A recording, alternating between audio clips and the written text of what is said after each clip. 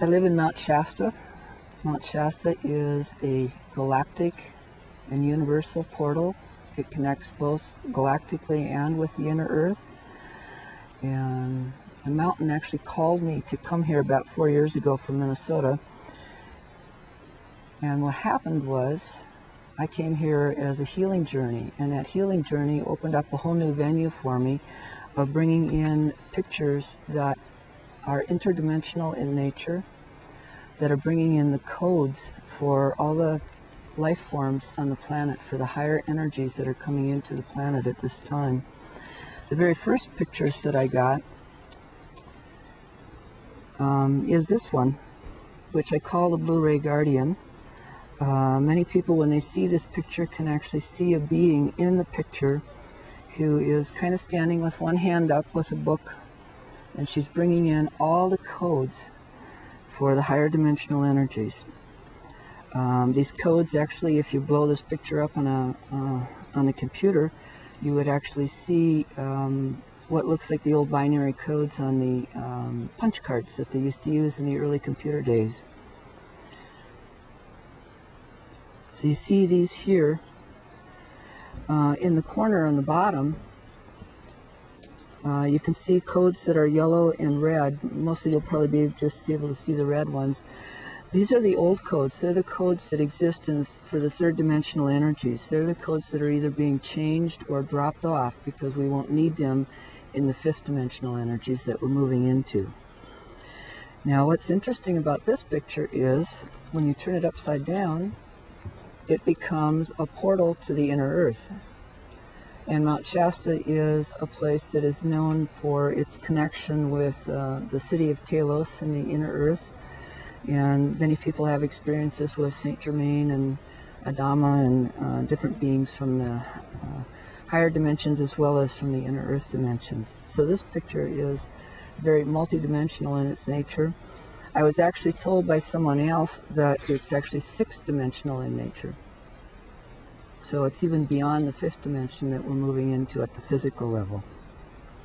This picture was taken at Lake Shastina in 2004, the day before a lunar eclipse. It's the only day where I got pictures of this nature with where you can see the guardian energy in it. This picture was taken the same day, and here you can see a more defined beam of light coming in, as well as the big pink area around the sun, which my guidance is that that's the etheric body of the new sun actually coming in. So in this one you can see at the top where the beam is wider, you can see how the codes are actually coming into the sun first from the great central sun, and then our sun acts like a transformer and steps them down so that we can handle them. This picture was taken at Lake Siskiyou, near Mount Shasta. And again, you can see, actually in this one, you can see the spiral energy, and the spiral energy is what is representative of the Shambhala energy as well as the sixth dimensional energy. So here we see that spiral energy coming into the sun and then step down and coming to the earth. Very defined.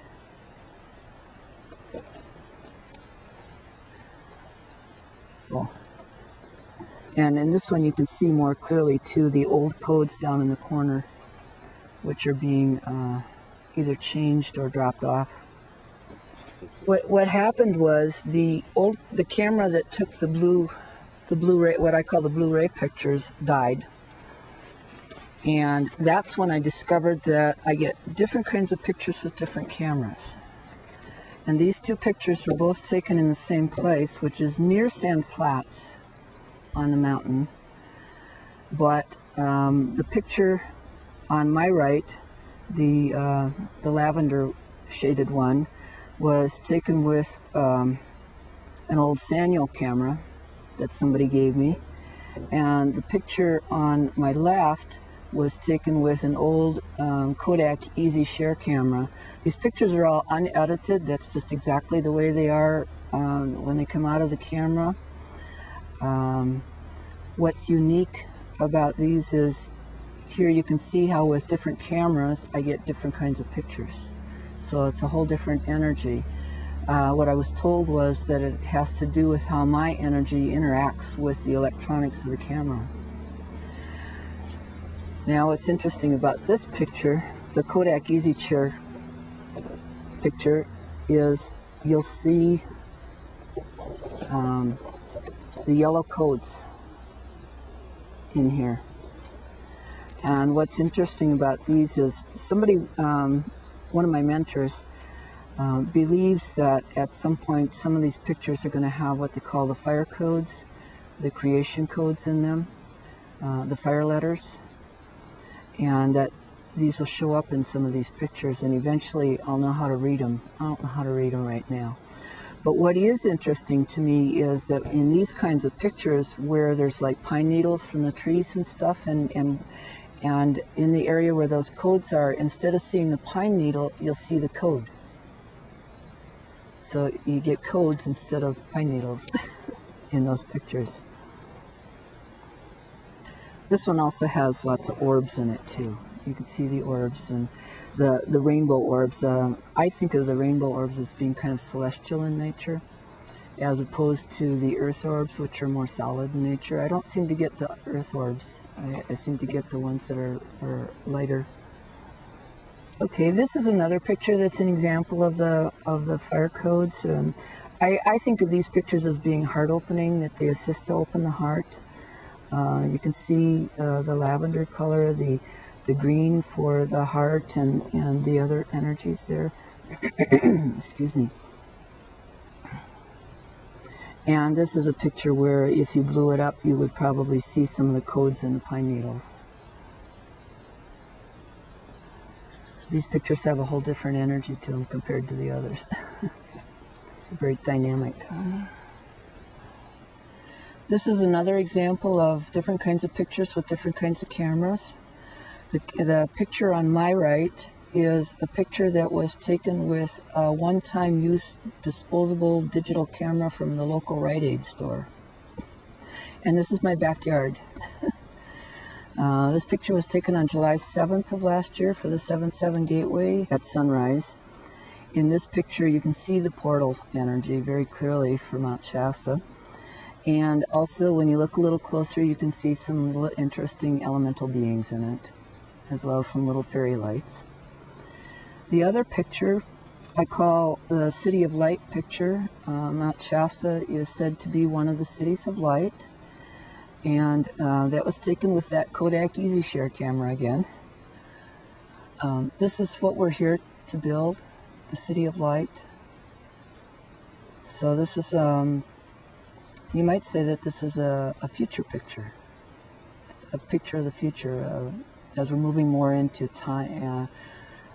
Time is now, or now is the time, or now is the only time. This picture represents that, being in the now, being in those higher energies that we're building here.